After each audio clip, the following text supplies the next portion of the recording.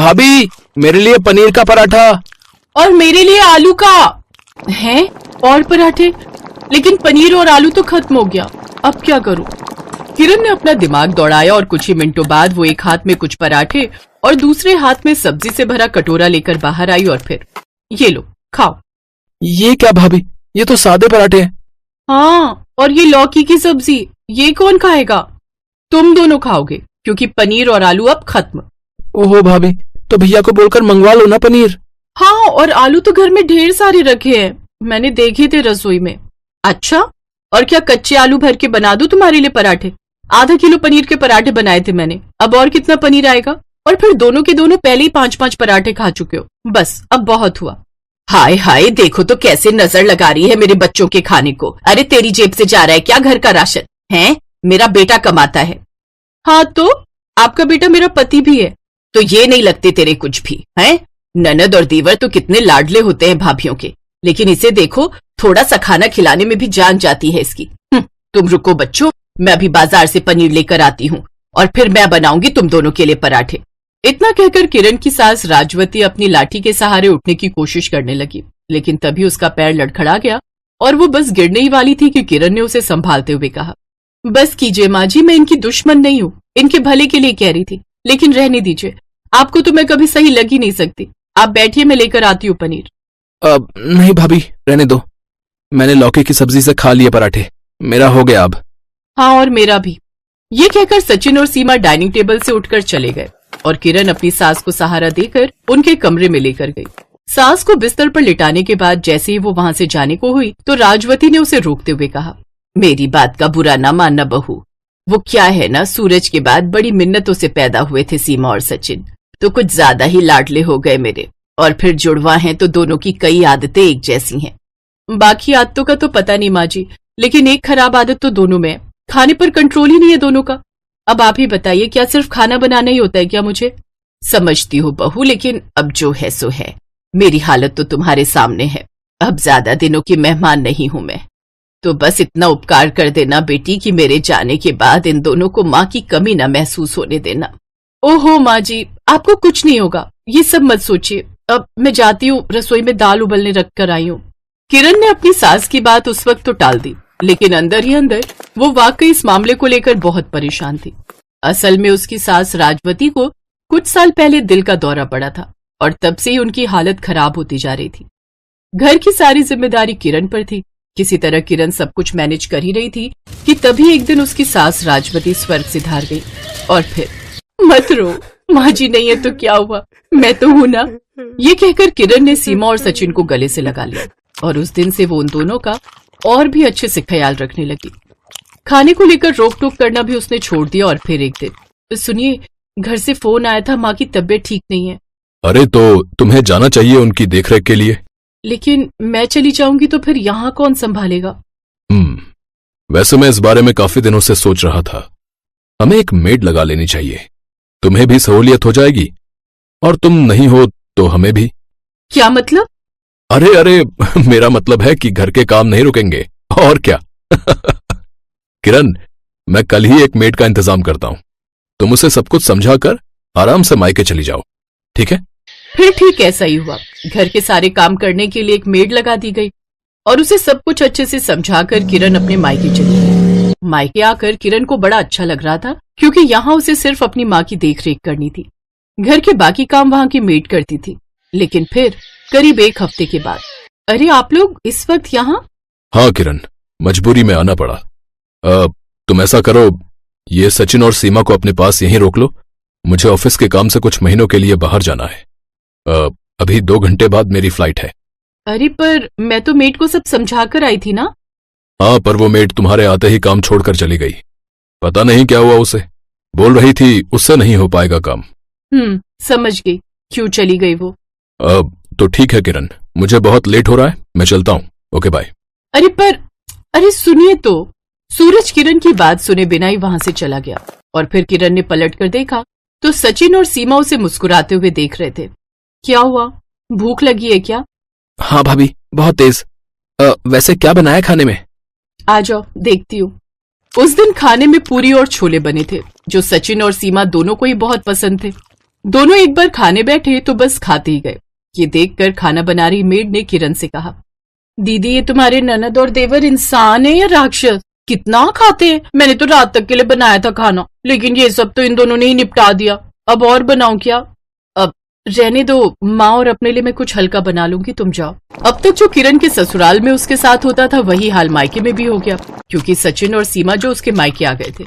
दोनों का 3 टाइम पेट भरने में किरण का सारा दिन निकलने लगा और इस चक्कर में वो अपनी माँ पर ज्यादा ध्यान नहीं दे पा रही थी और इसीलिए वो काफी चिड़चिड़ी भी हो गई थी। भाभी 1 रोटी और। हाँ, और मेरे लिए बस 2 और हैं। नहीं नहीं, 4-5 और बना देती हूँ, यहाँ तो खैरात बट रही है, क्या चिंता है? इस बार किरण के शब्द कुछ ज्यादा ही कठोर हो गए और इस बात का एहसास उसे जब तक हुआ सचिन और सीमा खाने की मेज से उठकर जा चुके थे। हैं? चले गए?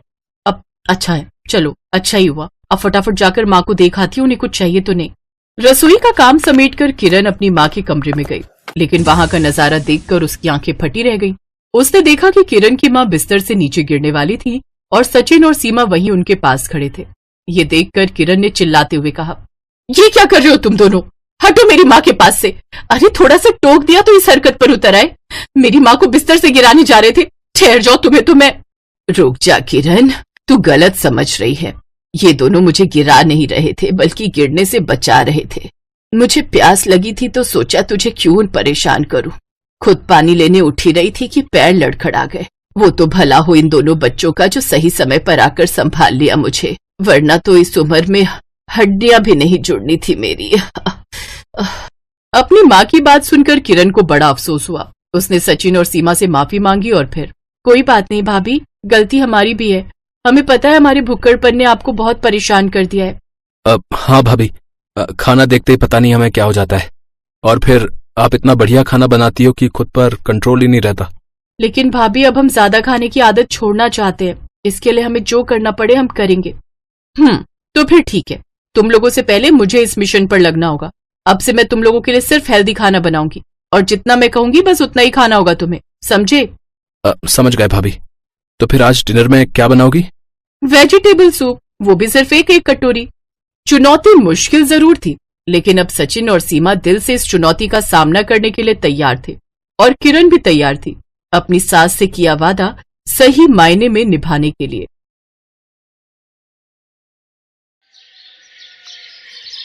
सलोनी एक अमीर घर की लड़की थी।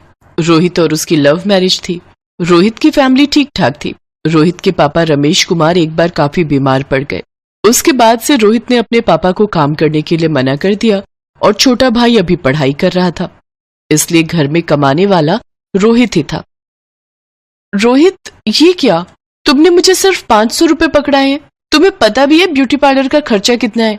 कम से कम भी लगाओ तो 10,000 मुझे चाहिए। सलोनी, 10,000? कैसी बातें कर रही हो? 1,000-2,000 की बात और है, वो भी मैं तुम्हें बड़ी मुश्किल से निकाल कर दूंगा। पर 10,000 रुपए तुम सिर्फ पार्लर में खर्च कर दोगी तो मुझे तो बाकी घर का खर्चा भी देखना है ना। काश मैंने पापा की बात मान ली होती और तुमसे शादी न की होती, तो आज मैं अनमोल के साथ कितनी अच्छी लाइफ बिता रही होती। आखिर तुम्हारे मुंह पर वो बात आ ही गई ना। ये अनमोल एक पैसे वाले खानदान का लड़का है। खैर छोड़ो, अब ये सब बातें करके मेरा मन मत दुखाओ। मैं पहले ही बहुत परेशान हूँ। पापा को दवाई दिलाने लेकर जाना है, मैं अभी जा रहा हूँ।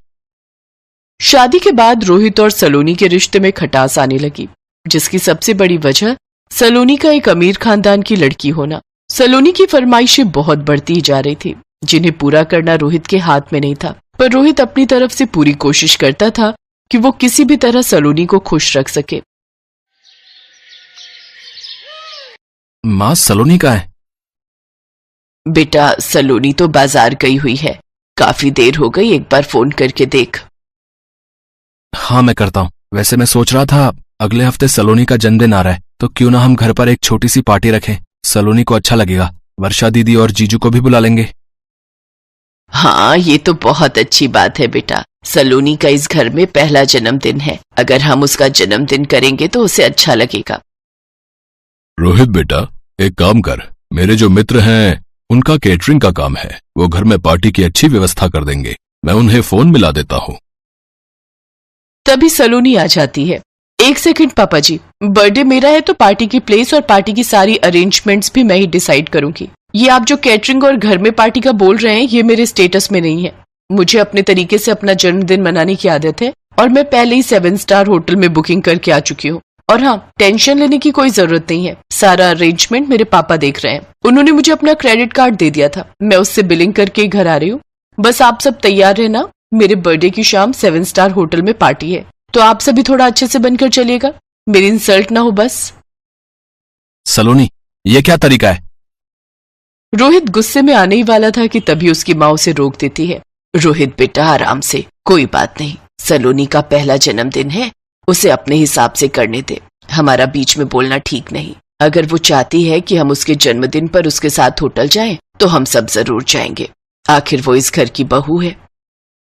रोहित बेटा, तुम्हारी माँ ठीक कह रही है, और फिर जन्मदिन मनाने से सलोनी की खुशी देखनी है कि वो किसमें खुश है। अब कहीं भी मनाओ, चाहे घर में या बाहर। माँ, मैं अभी आता हूँ। रोहित कमरे में जाता है और सलोनी पर गुस्सा होने लगता है। सलोनी, मैं कोशिश कर तो रहा हूँ कि तुम्हें हर तरह से खुश रखूं, पर तुम हो कि बीच में अपने घर वालों को ले आती हो। तुम्हें क्या जरूरत थी 7 स्टार होटल में इतनी बड़ी पार्टी रखने की? तुम मुझे कहती तो मैं तुम्हारे लिए किसी अच्छे रेस्टोरेंट में बुकिंग कर देता, पर तुम हमेशा अपनी अमीरी का रौब दिखाती हो। सलोनी, ये सब ठीक नहीं है। अरे ठीक कैसे नहीं है? तुम जानते हो मेरे बर्थडे के लिए मेरे घर में सबको बहुत इंतजार रहता है। मेरी फ्रेंड्स, मेरे फैमिली मेंबर सब मेरा बर्थडे बहुत धूमधाम से मनाते हैं। एक तो मैंने तुम्हारे घर वालों की इज्जत बचाई है, सब मेरे से बर्थडे पार्टी के लिए कह रहे थे। अब मैं यहाँ छोटे से घर में तो किसी को बुला नहीं सकती थी, और तुम्हारे पापा की बात सुनकर तो मुझे वैसे ही हंसी आ रही है। पता नहीं कौन सी कैटरिंग की बात कर रहे हैं। बस अब मेरा मुंह मत खुलवाओ, और तुम लोगों को मैंने बोल दिया है, मेरे बर्थडे वाले दिन शाम को अच्छे से रेडी हो जाना। इसके बाद मुझे इस बारे में कोई बात नहीं करनी। सलोनी के व्यवहार से रोहित और उसके माता पिता थोड़े दुखी थे, पर सलोनी अब उनके घर की बहू थी, इसलिए उन्होंने ज्यादा कुछ नहीं कहा। सलोनी अपनी ननद वर्षा और उसके पति को भी बर्थडे के लिए इनवाइट करती है। सब लोग खाने की टेबल पर बैठे हुए थे। रोहित, ये क्या, माँ जी ने शॉल ओढ़ रखी है, वो तो ऐसे कपड़े पहनकर आई है जैसे दिसंबर की ठंड हो। तुम्हें पता है गर्मी का मौसम है और ये शॉल ओढ़कर आ गई है। सलोनी, माँ को एसी में बैठने की आदत नहीं है, और यहाँ फुल एसी चल रहा है। माँ ज्यादा देर एसी में नहीं बैठ सकती, पर वो तुम्हारे लिए यहाँ आई है। अब यहाँ तो काफी समय लग जाएगा, और एसी में उनसे बैठा नहीं जाएगा, इसलिए मैंने ही उन्हें बोला था कि वो कोई शॉल रख ले। इसमें हर्जी क्या है? सलोनी बेटा, जरा इधर आना। आई पापा। सलोनी बेटा, केक कट चुका है। अपने ससुराल वालों की पसंद का क्या ऑर्डर करना है वो पूछ लो।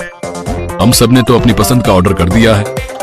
पापा, ये सब तो वही दाल रोटी खाने वाले हैं। इन सब ने 7 स्टार होटल का खाना शायद ही कभी खाया हो। पहले वो देखो ना, वर्षा दीदी के बच्चे ऐसे कोल्ड ड्रिंक पी रहे हैं जैसे उन्होंने लाइफ में कभी कोल्ड ड्रिंक पी ही ना हो। सच, कैसे गवार ससुराल वालों को बुला लिया मैंने अपनी बर्थडे की पार्टी में। तभी वर्षा वहां से गुजरते हुए सलोनी की बात सुन लेती है, और वो अपने दोनों बच्चों को समझाकर बैठा देती है। रोहित के मम्मी पापा ज्यादा हैवी खाना नहीं खाते थे, तो उन्होंने दाल और चपाती ही खाई। रोहित का मन थोड़ा खराब था, और वर्षा भी सलोनी की बातें सुन चुकी थी, पर सलोनी के बर्थडे की वजह से कोई कुछ बोल नहीं रहा था। कुछ देर बाद उसे उसके दोस्त दोबारा डांस के लिए बुलाने लगते हैं। सलोनी, आ ना यार, थोड़ा और डांस करते हैं, तेरा बर्थडे है, कितना मजा आ रहा है यार। यार बहुत थक गई हूँ, इतनी देर तो तुम लोग के साथ डांस किया है। अच्छा ठीक है, चलो। सलोनी जैसे ही दोबारा डांस के लिए उठने लगती है, अचानक चेयर के कोने से उसकी ड्रेस फंस जाती है और पीछे से पूरी फट जाती है। सलोनी एकदम से बैठ जाती है। अब यार, मेरे ना पैर में एकदम दर्द हो गया है, एक काम करो, तुम लोग करो डांस, मैं अभी आती हूँ। सलोनी बेटा, मैं जरा तुम्हारे पापा के साथ रिसेप्शन पर होकर आती हूँ, तुम्हें काम तो नहीं है ना? नो मॉम, मैं ठीक हूँ, आप हो आओ। काफी देर तक सलोनी चेयर से जब नहीं उठी तो रोहित परेशान हो गया। क्या बात है सलोनी, तुम इतनी परेशान क्यों हो रही हो? मुझसे तो कह सकती हो। रोहित, मेरी ड्रेस पीछे से फट गई है और वो इतनी ज्यादा फटी है कि मैं उठ भी नहीं सकती। अब सबसे मैं क्या कहूँ कि मैं क्यों नहीं खड़ी हो सकती? बहुत देर से सब मुझे बुला रहे हैं, मुझे कुछ समझ नहीं आ रहा मैं क्या करूँ।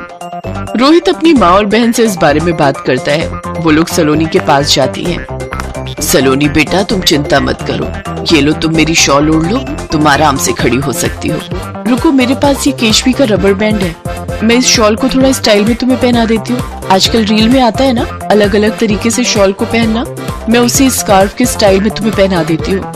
वर्षा सलोनी को स्कार्फ की तरह शॉल पहना देती है। सब लोग सलोनी को इस नए लुक में देखकर उसकी बहुत तारीफ करते हैं। किसी को ये पता नहीं था कि सलोनी ने आखिर इस स्कार्फ की तरह शॉल क्यों पहना है। अरे वाह सलोनी, ये शॉल का स्टाइल तो बहुत ब्यूटीफुल लग रहा है। वो मुझे थोड़ी ठंड लग रही थी, इसलिए माँ जी ने अपना शॉल मुझे दे दिया और वर्षा दीदी ने इसे स्टाइल में पहना दिया। बहुत केयरिंग है मेरे ससुराल वाले, मेरी बहुत केयर करते हैं। आई एम वेरी लकी कि मुझे इतनी अच्छी ससुराल मिली है। थैंक यू माँ जी, थैंक यू दीदी। सलोनी समझ चुकी थी कि वो घमंड में आकर अपने कितने अच्छे ससुराल वालों का मन दुखा रही थी। सलोनी अपने व्यवहार को बदलती है और उस दिन से वो अपने ससुराल वालों को बेहद प्यार और सम्मान देने लगती है।